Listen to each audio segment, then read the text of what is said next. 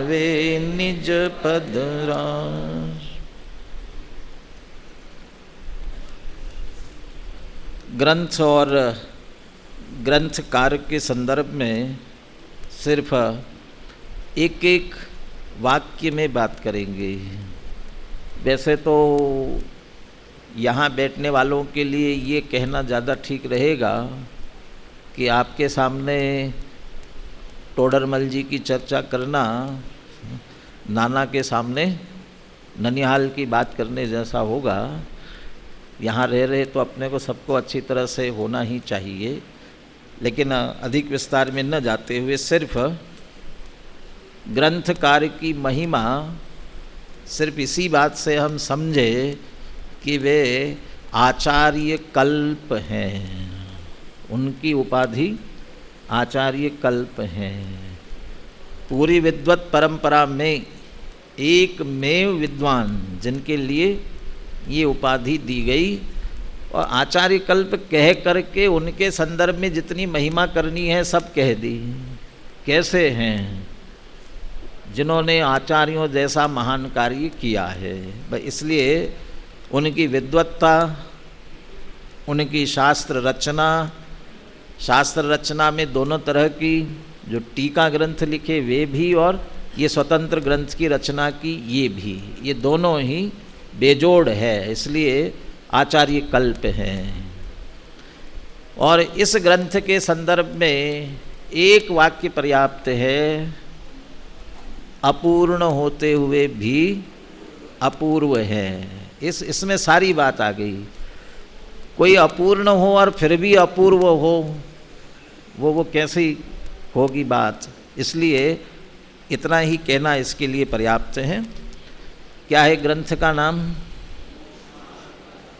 मोक्ष मार्ग प्रकाशक। ग्रंथ का नाम तो मोक्ष मार्ग प्रकाशक है, लेकिन ग्रंथ में जो अपूर्ण कहा गया ना, अपूर्ण होते हुए अपूर्व जिसे कह रहे हैं, वो जो अपूर्ण है जितना भी, उसमें वर्णन किसका है? मोक्ष मार्ग प्रकाशक है, लेकिन वर्णन किसका है? क्या इसमें मोक्ष मार्ग का वर्णन है? मोक्ष मार्ग का प्रकाश करने वाला है ना मोक्ष मार्ग प्रकाशक, तो मोक्ष मार्ग का वर्णन है। हाँ है ना। ये कहाँ? कि 9वें अधिकार में जाकर के हैं। 9वें अधिकार में जाकर के तो है, लेकिन कितना है कि प्रारंभ मात्र हुआ है। जो उसमें से सबसे पहला सम्यक दर्शन, उसका भी वर्णन पूरा नहीं हो पाया। बाकी सम्यक ज्ञान, सम्यक चारित्र, वो तो और बहुत मोक्ष मार्ग का वर्णन विस्तृत होता। तो मोक्ष मार्ग का वर्णन तो नहीं है। तो मोक्ष मार्ग प्रकाशक होकर के मोक्ष मार्ग का वर्णन नहीं है, तो फिर किसका वर्णन है? उन 8 अधिकार, 9वें अधिकार से शुरू हुआ, तो 8 अधिकार, उनमें किसका वर्णन है? कि संसार मार्ग का वर्णन है। वैसे इसे संसार मार्ग प्रकाशक भी कहते तो भी कोई दिक्कत नहीं होती, लेकिन संसार मार्ग प्रकाशक क्यों कहते हैं? क्योंकि संसार मार्ग के प्रकाश के लिए थोड़ी लिखा था। किसके लिए लिखा था? कि मोक्ष मार्ग के प्रकाश के लिए लिखा था। टोडरमल जी जहाँ पहले अधिकार में मंगलाचरण और पीठिका के बाद दूसरा अधिकार प्रारंभ करते हैं, वहीं से लिखते हैं अथ मोक्ष मार्ग प्रकाशक लिख्यते। अब मोक्ष मार्ग प्रकाशक लिखना प्रारंभ करते हैं, तो मोक्ष मार्ग प्रकाशक लिख रहे तो मोक्ष मार्ग का प्रकाश करो ना। वो तत्काल संसार की चर्चा करना प्रारंभ कर देते हैं। तो ऐसा क्यों? इसकी चर्चा आज मुझे विस्तार कहो चाहे संक्षेप कहो, दोनों प्रकार से करनी है। ये तो तथ्य हम सबको अच्छी तरह से मालूम है। बिन जाने ते दोष गुणन को कैसे तजिए गहिए। बिना जाने दोषों को छोड़ेंगे कैसे, गुणों को ग्रहण कैसे करेंगे। तो दोष का वर्णन, संसार मार्ग का वर्णन, संसार मार्ग कैसे हमारा छूटे, मोक्ष मार्ग पर हम कैसे आवे, इसी उद्देश्य से संसार मार्ग का निरूपण किया जाता है। और टोडरमल जी ने विशेष तौर पर विस्तार से इसका वर्णन किया, कैसे और क्यों किया, इतना विस्तार से वर्णन किया और क्यों किया, ये क्यों के लिए उत्तर वे स्वयं देते हैं। और इसकी चर्चा अपन हर अधिकार के प्रारंभ से करेंगे। वे वैद्य और रोगी का उदाहरण देते हैं, ये तो ख्याल में है सभी को। और उनका वैद्य रोगी का उदाहरण, एक ही उदाहरण 5वें अधिकार तक चलता है, दूसरे अधिकार में भी है, तीसरे में भी है, चौथे में भी है, 5वें में भी है, 5वें अधिकार तक। टोडरमल जी के पास उदाहरणों की कमी थी। आप सच में टोडरमल जी के उदाहरण निकाल करके देखो, इतने सटीक है, खोजना चाहिए उदाहरण ऐसे। हाँ, बहुत से उदाहरण दिए हुए हैं, बहुत सटीक उदाहरण दिए हुए हैं। तो ऐसा तो नहीं है कि उदाहरणों की कोई कमी थी, लेकिन वो एक उदाहरण ऐसा था जो उनको विषय क्रम से आगे बढ़ाना था, उसके लिए उनको लगा ही पर्याप्त है। इसलिए उसी उदाहरण के माध्यम से उन्होंने चर्चा की। उदाहरण वैद्य और रोगी का ही है, परंतु हर अधिकार में थोड़ा सा एंगल उसका बदला है। तो ये इसी के माध्यम से आज अपन इसकी चर्चा करते हैं। दूसरे अधिकार में 21 नंबर पेज पर, पेज नंबर 21, दूसरा अधिकार, 21 नंबर पेज पर दूसरा पैराग्राफ की तीसरी पंक्ति, दूसरे पैराग्राफ की तीसरी। क्यों भैया, प्रशांत नाम तुम्हारा? मैंने कहा था ना इधर जो बैठा है वो ग्रंथ देवे भाई। हाँ, किसको? आपके जिसमें जहाँ जहाँ भी नहीं है, सबको नहीं उठना पड़े। हाँ, क्या हो गया? इसको कहा था, फिर मिले नहीं क्या? कहाँ है? मोक्ष प्रकाशक नहीं है, टोडरमल स्मारक में, टोडरमल जी का ग्रंथ। हाँ, ऐसा कैसे हो? क्या लाओ ना फिर, अरे आलस क्यों करना, अभी तो अगले क्लास में भी चाहिए पड़ेगा भाई। हाँ, अभी मैंने पहले कहा ग्रंथ से चलेगा, ग्रंथ के आधार की जरूरत पड़ेगी आपको। चलिए आप अभी दो दो देखें, तब तक आपस में है ना हम प्रारंभ करते हैं चर्चा। ये तीसरी पंक्ति में जैसे है ना दृष्टांत प्रारंभ होता है, जैसे वैद्य है सो रोग सहित मनुष्य को प्रथम तो रोग का निदान बतलाता है, और इस प्रकार यह रोग हुआ है तथा उस रोग के निमित्त से जो जो अवस्था होती हो वह बतलाता है। इससे उसको निश्चय होता है कि मुझे ऐसा ही रोग है। फिर उस रोग को दूर करने का उपाय अनेक प्रकार से बतलाता है और उस उपाय की उसे प्रतीति कराता है। इतना तो वैद्य का बतलाना है। तथा यदि वह रोगी उसका साधन करे तो रोग से मुक्त होकर अपने स्वभाव रूप प्रवर्ते, यह रोगी का कर्तव्य है। ये उस जमाने के वैद्यों की बात है जब डॉक्टर नहीं होते थे। हाँ, डॉक्टर का हिंदी अनुवाद क्या करेंगे? हाँ, चिकित्सक। वो वैद्य भी चिकित्सक ही है। हाँ, वो जो वैद्य राज, और अभी भी बहुत से ऐसे वैद्य राज हैं। आज के डॉक्टर के पास जाएंगे आप बताना ही प्रारंभ करेंगे और थोड़ा बहुत भी समझ में आने लग जाएगा। उसके बाद सबसे पहले, हाँ डॉक्टर साहब इलाज लिखिए ना। हाँ लिख रहे हैं, और आपको पर्चा दे देंगे। इलाज का कि नहीं? इलाज का नहीं, किसका? जांचों का।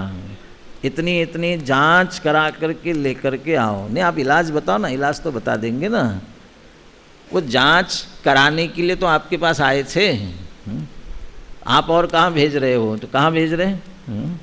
वो क्या डायग्नोस्टिक सेंटर जाओ, वहाँ किस किस की जांच करके आओ, ऊपर से नीचे तक किस किस की, वो सब जांच करा करके लेके आओ।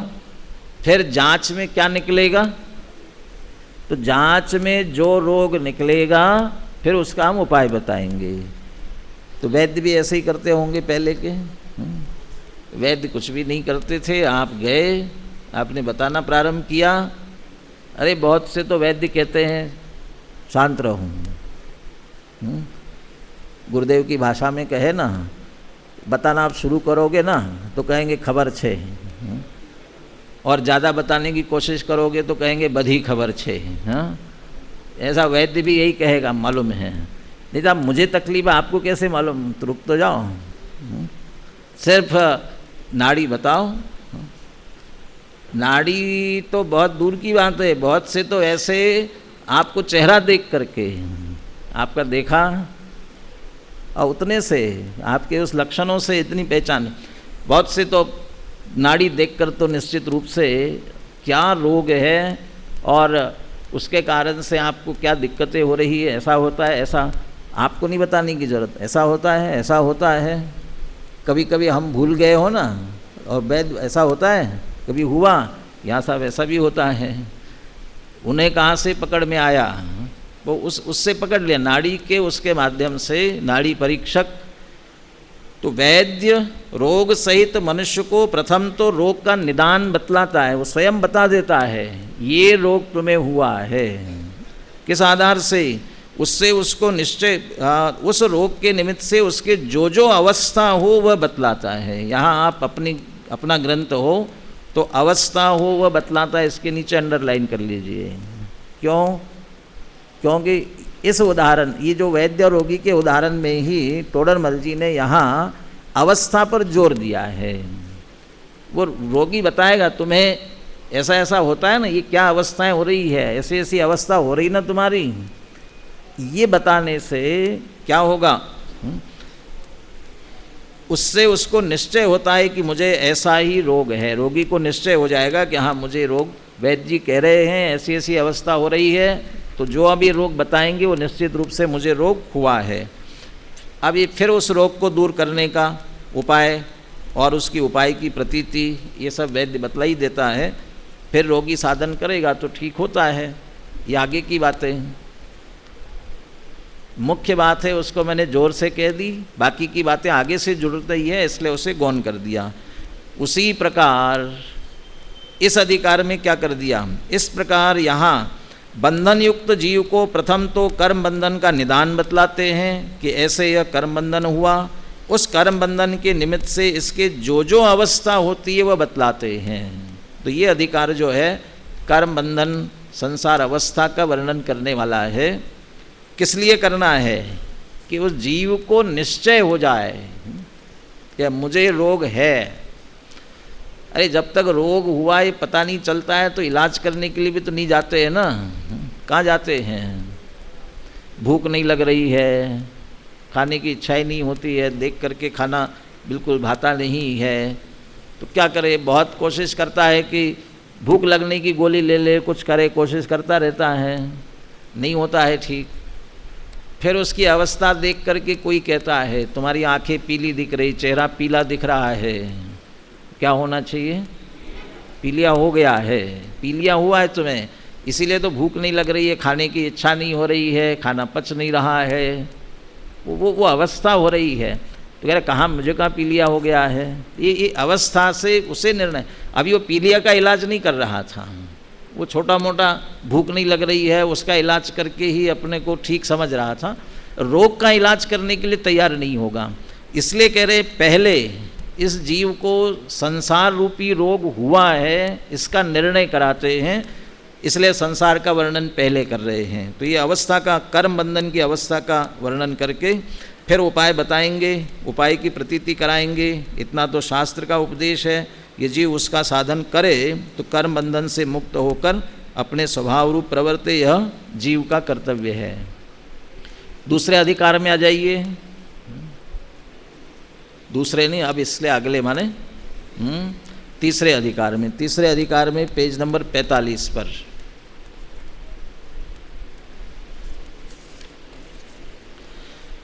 दूसरा पैराग्राफ ही जैसे लिख दिया इसमें, जैसे वैद्य रोग का निदान और उसकी अवस्था का वर्णन करके, उदाहरण वही फिर थोड़ा आगे बढ़ा दिया, ये तो कर दिया वर्णन, उसके बाद रोगी को रोग का निश्चय कराकर फिर उसका इलाज करने की रुचि कराता है। बता दिया ये रोग है, ऐसा रोग तुम्हें हुआ है, ऐसे ऐसी अवस्था हो रही है, ठीक है, इसका इलाज जरूर करा लेना, नहीं तो ये छोटा सा अभी दिख रहा है, खांसते खांसते, अभी आपने कौन से धर्म में, शायद मारदो धर्म में उदाहरण दिया ना, खांसते खांसते बाबा जी, उनसे कहा इलाज करा लो।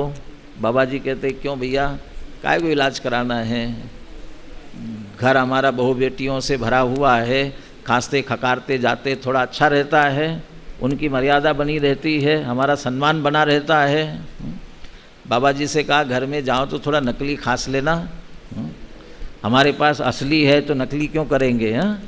तो खांसी को उपादेय मान लिया। नहीं, खांसी क्या छोटी सी बात है, कोई बात नहीं है, क्या ज़रूरत है, लेकिन खांसी बढ़ते बढ़ते टीबी हो जाएगी, फिर दिक्कत हो जाएगी। टीबी हिंदी में, अंग्रेजी में टीबी कहते हैं, हिंदी में क्या नाम है उसका, क्षय रोग है। अब क्षय रोग माने, क्षय माने क्षय हो जाएगा फिर, इसलिए इलाज करा लेना। तो रोगी को अवस्था बताने के बाद, रोग का निदान कराया, अवस्था बताई, उसके बाद इलाज कराने की रुचि भी कराते हैं। घबराना पड़ता है रोगी को भी, घबरा जाए वो, भाई जल्दी कर लेना जितने जल्दी हो सके, नहीं तो मुसीबत में पड़ जाओगे, तो करने के लिए तैयार होता है, नहीं तो आसानी से इलाज कराने के लिए भी पहले तो रोगी है ये मानने तैयार नहीं होते, और रोगी पता भी चल जा हाँ कर लेंगे, तो ये इसकी रुचि कराते हैं। कैसे कराते हैं, ये दूसरा पैराग्राफ। जैसे रोगी रोग से दुखी हो रहा है परंतु उसका मूल कारण नहीं जानता, सच्चा उपाय नहीं जानता और दुख सहा नहीं जाता, तब जो उसे भाषित हो वही उपाय करता है, इसलिए दुख दूर नहीं होता। तब तड़प तड़प कर परवश हुआ उन दुखों को सहता है। उसे वैद्य दुख का मूल कारण बतलाए। क्या बताते हैं, मूल कारण बतलाए, दुख का स्वरूप बतलाए, उन उपायों को झूठा बतलाए, तब सच्चे उपाय करने की रुचि होती है। तो ये उपाय की रुचि कराने के लिए संसार के दुखों का वर्णन किया हुआ है। तो चौथे अधिकार में संसार के दुखों का वर्णन उसकी रुचि कराने के लिए, दुख रूप भाषित हो तो उपाय करने के लिए तैयार होता है, इसलिए संसार के दुखों का, यहाँ रोग की बात चल रही है। उसी प्रकार संसारी संसार से दुखी हो रहा है परंतु उसका मूल कारण नहीं जानता, सच्चे उपाय नहीं जानता और दुख सहा भी नहीं जाता, तब अपने को भाषित हो वही उपाय करता है, इसलिए दुख दूर नहीं होता। तब तड़प तड़प कर परवश हुआ उन दुखों को सहता है। तोडरमल जी की लिखने की शैली भी गजब की है। वो हर विषय का प्रारंभ में भूमिका रूप में संक्षेप में लिखते हैं और पूरा विस्तार होता है उसका आगे। कारण बतलाए, दुख सहा नहीं जाता, फिर तड़प तड़प कर परवश हुआ उन दुखों को सहता है, ये पूरा वर्णन बराबर करने वाले हैं। कर्म की अपेक्षा से, अवस्था की अपेक्षा से, पर्याय की अपेक्षा से, इनमें किस किस प्रकार से जीवों को दुख हो रहा है, ये सब विस्तार से वर्णन आगे करने वाले हैं। उसे यहाँ दुख का मूल कारण बतलाते हैं, दुख का स्वरूप बतलाते हैं और उन उपायों को झूठे बतलाए तो सच्चे उपाय करने की रुचि हो, इसलिए दुखों का वर्णन, संसार के दुखों का वर्णन यहाँ तीसरे अधिकार में किया। अब चौथे अधिकार में पेज नंबर 76,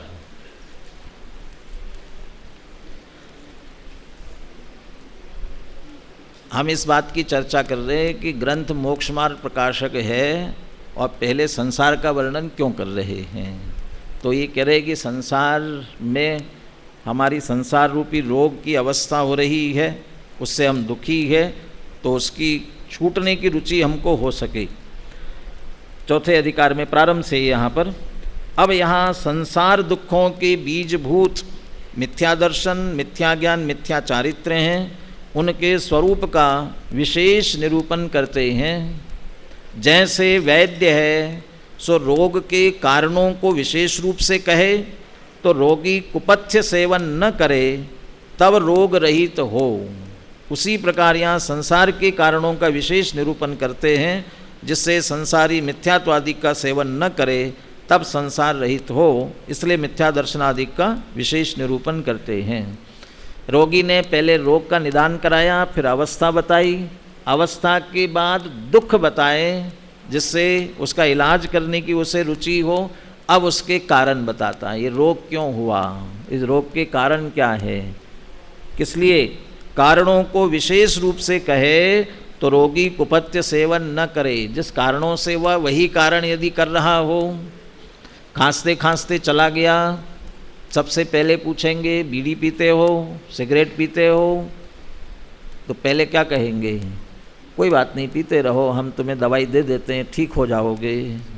सबसे पहले यही तो कहेंगे भैया ये सबसे पहले छोड़ो।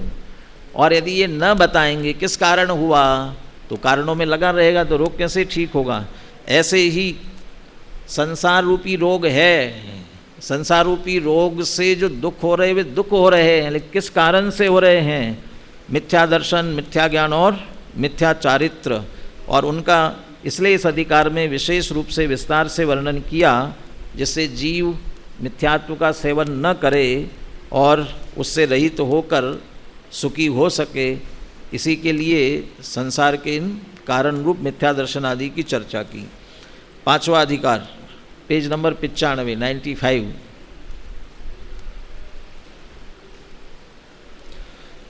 दूसरा पैराग्राफ। जैसे कोई पुरुष रोगी है, वह कुछ सावधानी को पाकर तैयार तो हो गया, समझ में आ गया, अब मुझे इलाज भी कराना है, इलाज कराने की रुचि भी हो गई, इलाज कराने के लिए तैयार हो गया, परंतु कुपथ्य सेवन करे, जो रोग को बढ़ाने वाला है ऐसा कार्य करे कि किस कारण से, किसी भी कारण से, बताने वाले ने गलत बता दिया, उल्टे रास्ते पर चले, कुपथ्य सेवन करे तो उस रोगी का सुलझना कठिन ही होगा। बहुत बार ऐसा हो जाता है, गांव में झोला छाप डॉक्टर के पास गए, चाहे कुछ भी इलाज उसने कर दिया उल्टा सीधा, और फिर स्पेशलिस्ट के पास चले गए, बताया हमने साहब इतना इलाज कर लिया, भैया ऐसा इलाज कराया, इसके कारण से रोग और बढ़ गया, कॉम्प्लिकेशंस और हो गए ऐसे, अब और दिक्कत आ जाएगी। कोई घबराना और पैसा ऐंठना के लिए कहे तो अलग बात है, लेकिन सचमुच में भी ऐसी गड़बड़ी होती है। ऐसा ही ये कुपथ्य सेवन करे तो उस रोगी का सुलझना कठिन होगा। उसी प्रकार यह जीव मिथ्यात्वादि सहित है, वह कुछ ज्ञानादि शक्ति को पाकर विशेष विपरीत श्रद्धानादि के कारणों का सेवन करे तो इस जीव का मुक्त होना कठिन ही होगा। इसलिए पहले संसार अवस्था, संसार के दुख, उनके कारण और उन कारणों का और विशेष उसको बढ़ाने वाले जो कारण है, ये इन सब का वर्णन तोडरमल जी ने पहले करना आवश्यक समझा, इसलिए इसका वर्णन किया। कहाँ तक किया? 7वें अधिकार तक किया, पूरे 7वें अधिकार तक। थोड़ा सा हम ये जो अपना विषय कौन सा है, मोक्षमार्ग प्रकाशक, ग्रहित अग्रहित मिथ्यात्व, ग्रहित अग्रहित मिथ्यात्व की चर्चा क्यों करना है, तो इसी के लिए कह रहा था। और ये मोक्षमार्ग प्रकाशक में भी ये प्रारंभ में जितनी चर्चा अभी मैंने पढ़ी वैद्य और रोगी के उदाहरण के माध्यम से भी, उसमें भी मिथ्यात्व का पुट है, तो उसी के माध्यम से सारी चर्चा की। अभी मंगलाचरणों के माध्यम से चर्चा करनी, मिथ्यात्व की चर्चा क्यों करना, इसके लिए ग्रहित अग्रहित मिथ्यात्व, इसको क्यों समझना जरूरी है, ये अब मंगलाचरण के माध्यम से हम करते हैं चर्चा। लेकिन मंगलाचरण क्रम से नहीं पढ़ेंगे, अधिकारों के आगे पीछे पढ़ेंगे। और क्यों पढ़ेंगे, वो विषय उस तरीके से छोड़ने तक हमें ख्याल में आवे, इसके लिए पहले हम पढ़ेंगे चौथे अधिकार का मंगलाचरण, चौथे अधिकार का मंगलाचरण पेज नंबर 76 पर है। बोलिए।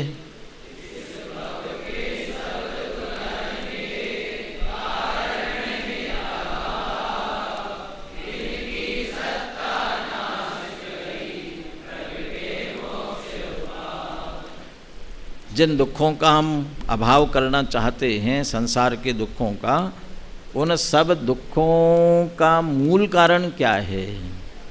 मिथ्या भाव। मिथ्या भाव का मतलब हिंदी में भाव शब्द दे दिया, अंग्रेजी में संस्कृत में होगा तो भाव के लिए क्या शब्द रखा जाएगा? त्व शब्द होता है। त्व शब्द जो है भाववाची होता है, तो मिथ्या भाव की जगह भाववाची त्व लगाएंगे तो क्या शब्द बन जाएगा? मिथ्यात्व। तो संसार के सारे दुखों का कारण कौन है? कि मिथ्यात्व है। तिनकी सत्ता नाश करी। तो मिथ्यात्व एक वचन है, बहुवचन है? मिथ्या भाव एक वचन की बहुवचन? तिनकी सत्ता नाश करी, उनकी सत्ता का नाश करके, या उनका पूरी सत्ता से नाश करके, जड़ मूल से उखाड़ करके, प्रगटे मोक्ष उपाय। मोक्ष का उपाय हमें प्रकट करना है, हमें मोक्ष का उपाय प्रकट होवे, हम सभी मोक्ष का उपाय प्रकट करें। तिनकी बहुवचन क्यों दे दिया है?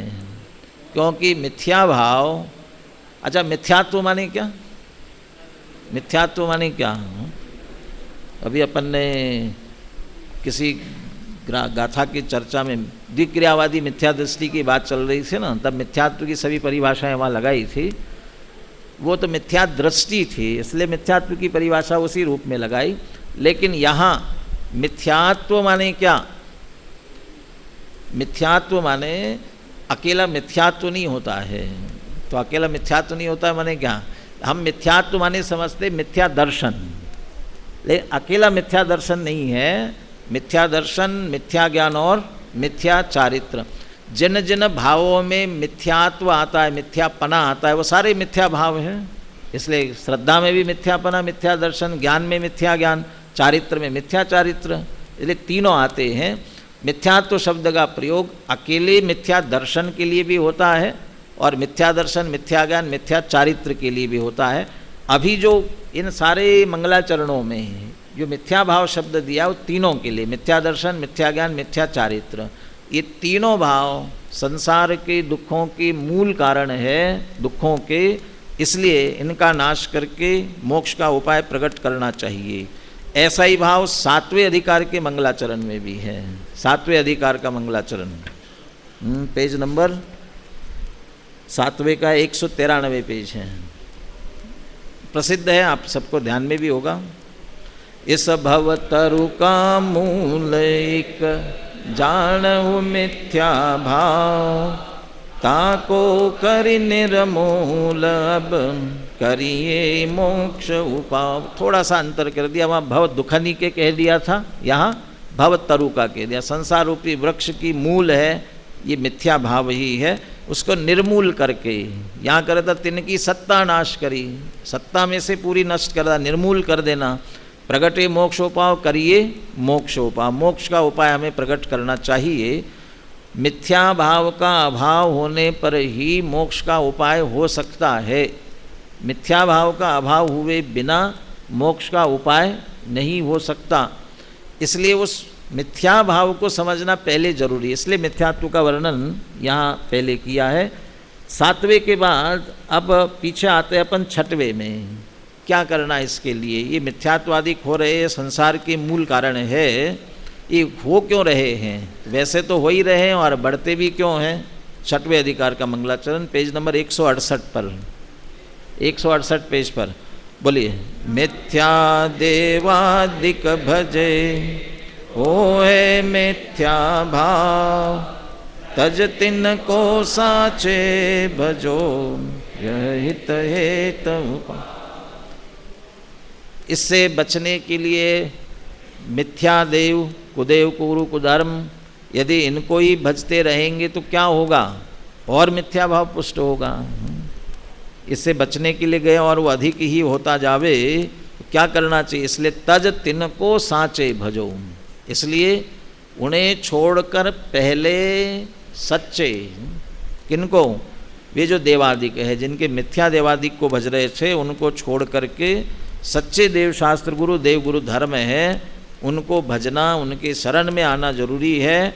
कि यही हित हेत उपाय, अपने हित का एकमात्र यही उपाय, हित की हेतु का उपाय सच्चे देव शास्त्र गुरु ही है, इसलिए उनके शरण में आना जरूरी है। इससे हमें क्या नुकसान हो रहा है ये भी समझना जरूरी है, इसलिए इसका भी वर्णन किया। 5वें अधिकार में आइए, 5वें अधिकार का मंगलाचरण, पेज नंबर 95। ये हमारा मिथ्या भाव तो वैसे ही चल रहा था, मिथ्या देवादिक भजे उसके कारण से हो रहा था, और गहरा होता गया है। कैसे? बोलिए, बहुविधि मिथ्या गहन करी,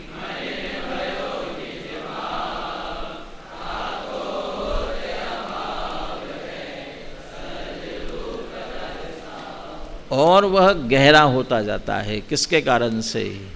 अन्य और के संपर्क में जाते हैं।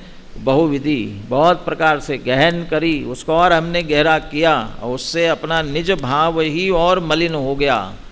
उसका अभाव किए बिना जो सहज मोक्ष मार्ग है वो हमको दिखाई नहीं देगा, इसलिए पहले उसे समझना भी हमें जरूरी है, जिसके कारण से हमारा ये मिथ्या भाव और अधिक गहरा हो रहा है।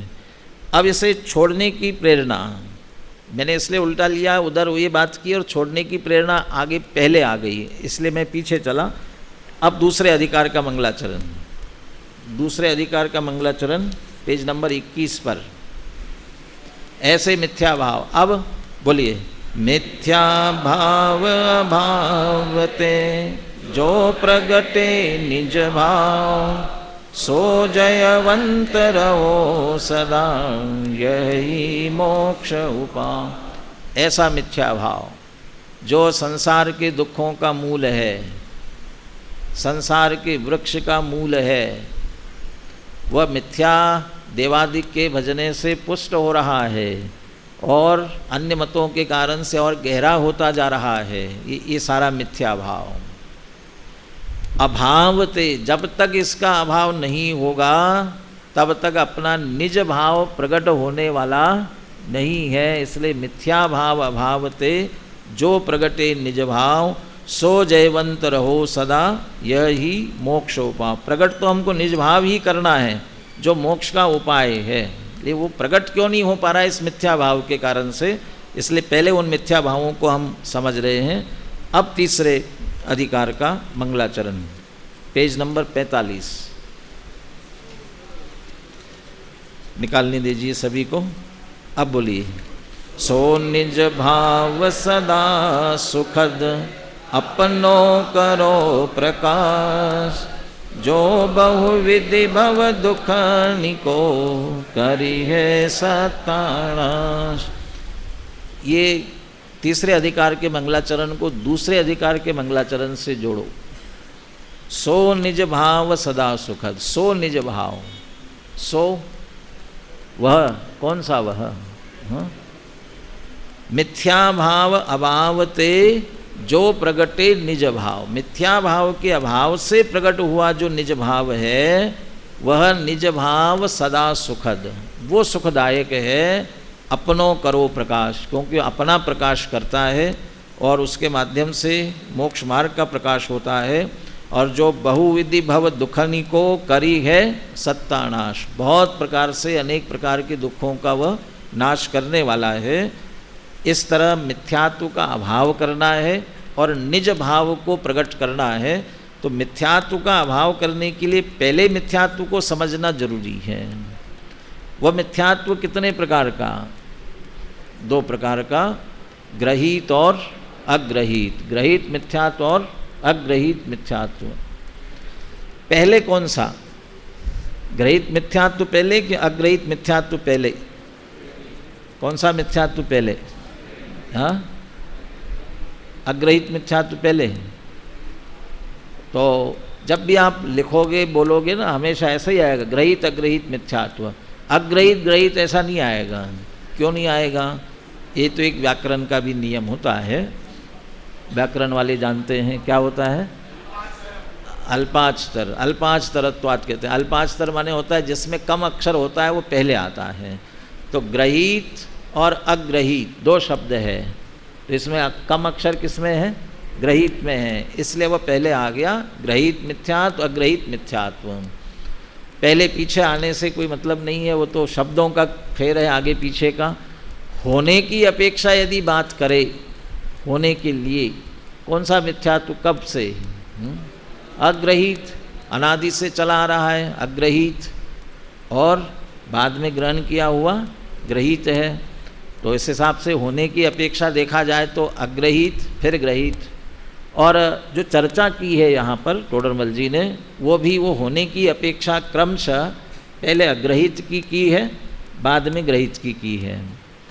अभी आज तो यहीं अपन चर्चा पूरी करेंगे, नहीं तो मैं और आगे बढ़ाऊँगा तो फिर और अगले की कक्षा भी आगे बढ़ेगी। वैसे टाइम के हिसाब से 6-7 मिनट ज़्यादा भी हो गए, टाइम के हिसाब से, वैसे नहीं।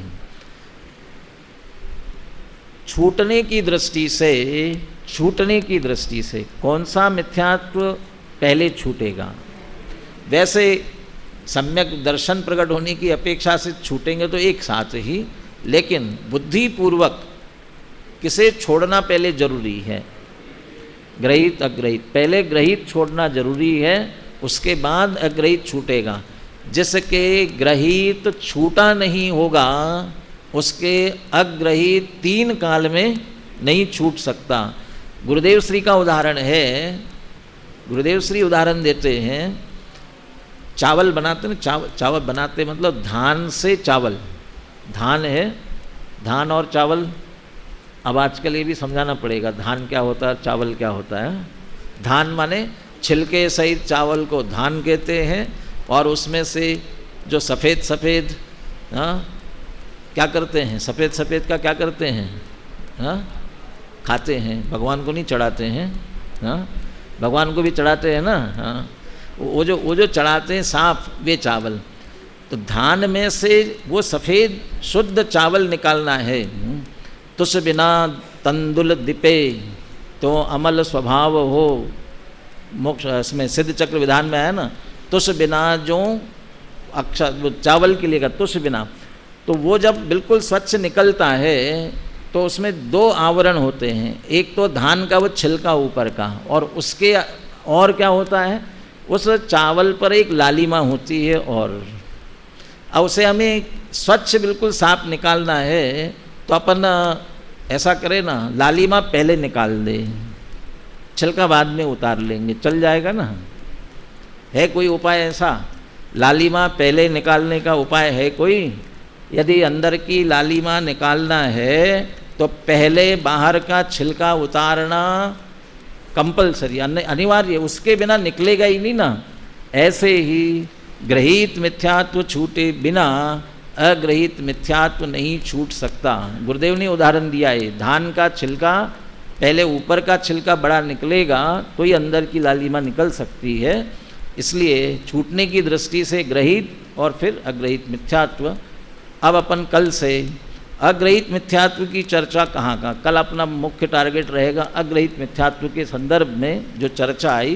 पहले 4 अधिकारों में अग्रहित की ही चर्चा है, तो उस संदर्भ में जहाँ जहाँ चर्चा है, वैसे तो 7 तत्वों का अन्यथा रूप भी उसी मिथ्यात्व से संबंधित है। अभी भाई साहब जो व्यवहाराभासी लेने वाले वो भी मिथ्यात्व से संबंधित है, एंगल बदल जाता है। वहाँ 7 तत्वों की मुख्यता है या व्यवहाराभासी की मुख्यता है, अपन ग्रहित अग्रहित की मुख्यता से इसी की चर्चा करेंगे। इतनी सारी चर्चा क्यों करना ये विपरीतता की इतनी चर्चा क्या करें, इतने समझाने के बाद भी छूटता नहीं है, विपरीत लगता ही नहीं है, उसके बाद भी तो समझ में आवे कि विपरीत है और विपरीतता हमारी छूटे, इसके लिए अपन इसकी चर्चा और आगे करेंगे। अब यहाँ आगे भाई साहब की कक्षा प्रारंभ होती है।